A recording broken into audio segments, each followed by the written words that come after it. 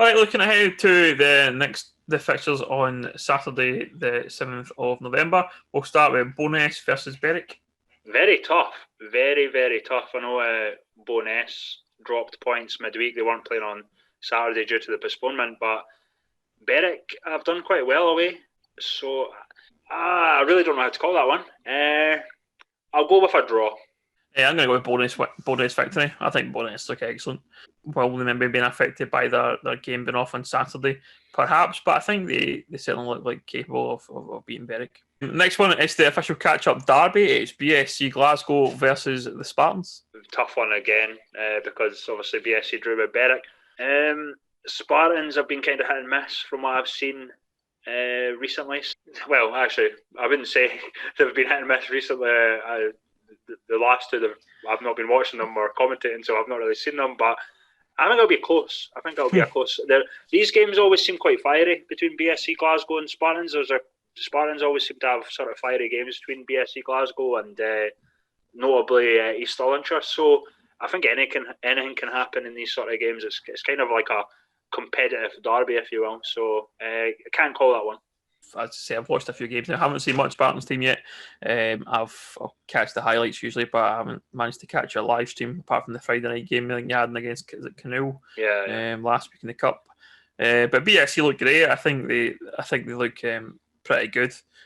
Slight bump in the road in terms of not picking up the win against Berwick, but I think BSC will have enough just to edge it. I think it'll be close. I think it'll maybe be like a kind of 1-0 to 1 type result, but I'll go with BSC. Next one's Commonwealth Colts versus Gallifreyan Rovers at Broadwood.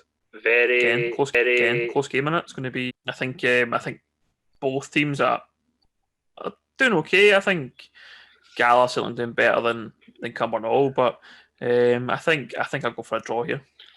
Yeah, Gala have been surprising. They had 2 back-to-back wins against Civil Service Strollers and Spartans. Going to Broadwood, bigger pitch, tougher. Yeah, I can't call that either. I think it's going to be a draw.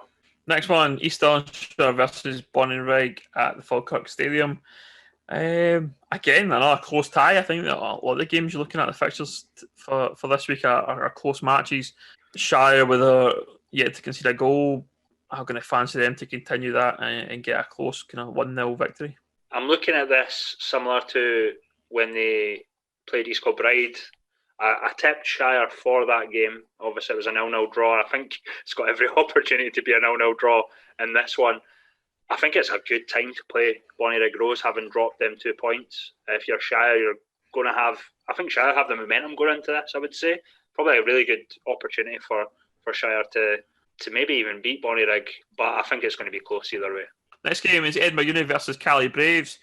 Edinburgh obviously did absolutely die to get the points against Gretna, but I think this might be Cali Braves' chance to really kind of turn the corner and try and kind of kick on from here. So I'm going to go with Cali Braves to get the result here.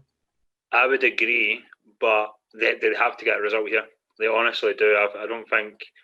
I mean, I would be absolutely delighted if Edinburgh Uni got the result, but we've both put Cali Braves in the sort of, I guess, the naughty bracket, I guess, if not doing what they need to do. So, yeah, Cali Braves have to win that for me if they have any chance. I know it's really, really, really early in the season, but if you're Cali Braves, you have to look at that as a 3-pointer. Yeah, because I think if you look at the next match coming up, it's Gretna versus Vale or Leaving. I think if you're Cali, you're looking at that match, and if one of those teams can get the result in that game, that really kind of pulls another team into that kind of the 3-point bracket that they've got a few teams sitting on just now. So, and it will keep another team who's sitting kind of close to the bottom, kind of in touch with Cali Braves and Cumbernauld. So, yeah, I think Cali Braves really do, as you say, need to get the result. But yeah, looking ahead to the Gretna game, Gretna versus Vale Leaving, I think for me, I think that this could be the time that Gretna can get their first points on the board.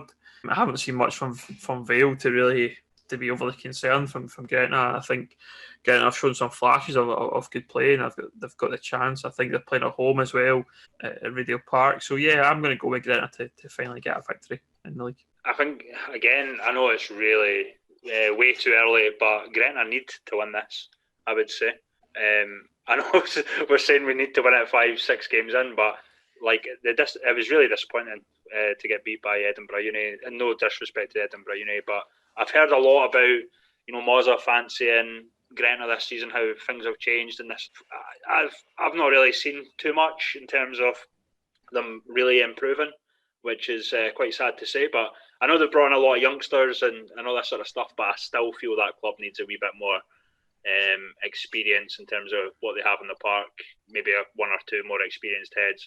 But youth can be an asset. Obviously, Vela leaving, I've shown it. They were one of the younger sides last season, but they seem to be doing well with what they have. The three young boys on loan from Bonnyrigg, Levi Kinchant's done really well, Johnny Grotland. So Vale for me are a wee bit different. I think they pose a threat going forward. So it's going to be interesting for me. You know what? Just on the basis of what I've said, I'm going to go with Vale leaving. Yeah, I think you're right about the attacking threat that Vale do pose. I think they managed to put 4 past BSC a few weeks back, so they're obviously capable of scoring goals and just obviously can't get the results. But I think if they turned up and played like they did against, for example, the BSC game, I think they could definitely shock a few. But I think, and for me, it's Gretna. I think Gretna will manage to pull themselves out and just get some points on the board and kick on.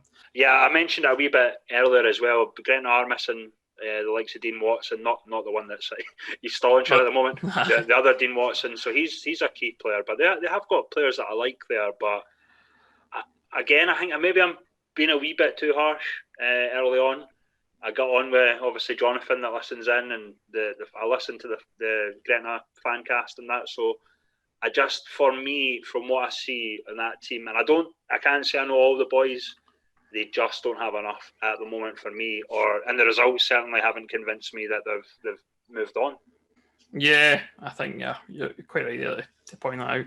So next game is Kelty Hearts versus East Kilbride, top of the table clash between the two sides who are kind of pushing on, and the teams we expect to probably be at the top anyway. So I think again I've mentioned that it's been close games throughout this fixture list, but for me, I'm going to go with Kelty. I think they've been scoring well, and I think they still to lose. And looking at the form in terms of both teams, they're pretty much neck and neck in terms of wins, goals and scored and goals conceded. So I think it's going to be a tough one to call. But I think Kelty could just edge it at home.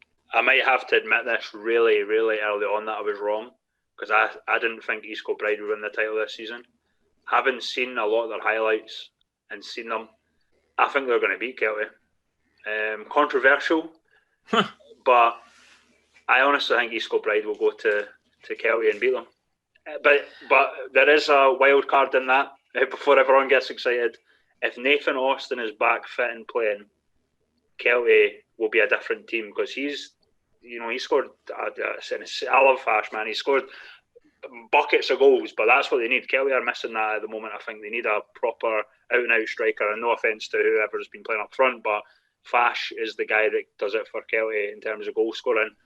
If he's back fit playing on Saturday, then Kelty will win, but if he's not, then East Kilbride will win. That's my prediction. I think that would be a surprise if either side did get the result, because they're both been excellent. I think the thing about Kilby is that the thing that's not surprised me certainly, but the thing I was most concerned about Kilby was the fact that they were bringing in these new players and you maybe take a wee bit of time to gel and kind of get together as a squad, but they seem to have done that straight away, and they're not disappointing at all. So I think for me, I'm going to go with Kelty, but it's the same kind of thing. There'd be no shock if it was if East Kilbride did win it, but I think both teams will go for it, so I think you'll probably get a winner. I don't think a draw maybe win the cards here, but I think it'll be potentially a high scoring game and potentially like a kind of 3-2 or something like that, where there's definitely goals from both sides. So looking forward to seeing the highlights of that for sure. Check it. One thing I will say though is watch set plays. I bet there'll be a goal from. I bet if there's going to be goals in this, it'll come from corners, and I'm not going to say which for which team. Leave that open. Final game in the fixture list is University of Stirling versus Dalbeattie Star. I'll be very, very quick about this one. I think University of Stirling will coast past Dalbeattie. I think they, like we said before, looking excellent. I don't expect them to disappoint again. University of Stirling got beat by Dalbeattie Star, if I remember correctly, quite heavily. fourth bank. So we've not seen the best of Star, to be honest. I know they've had quite a lot of tough fixtures as well. So this is a good opportunity for them to really sort of show in terms of the results that they can get them, basically. But I still think University of Stirling, because of the momentum. I know they'd be disappointed with the loss against Strollers, but as we said earlier, Strollers are a hard place to go. Let's put it this way, Jamie Penker's got 5 goals. He's joint top scorer last season. The top scorer for University of Stirling last season, I believe, was Craig Brown, the captain. He wasn't the captain at the time, but he's the captain now. He only scored 6. So, he's one away from equaling the top scorers last season. So, if they can keep scoring goals, University of Stirling, they'll keep winning games. And that's the fixture list for Saturday, the 7th of November.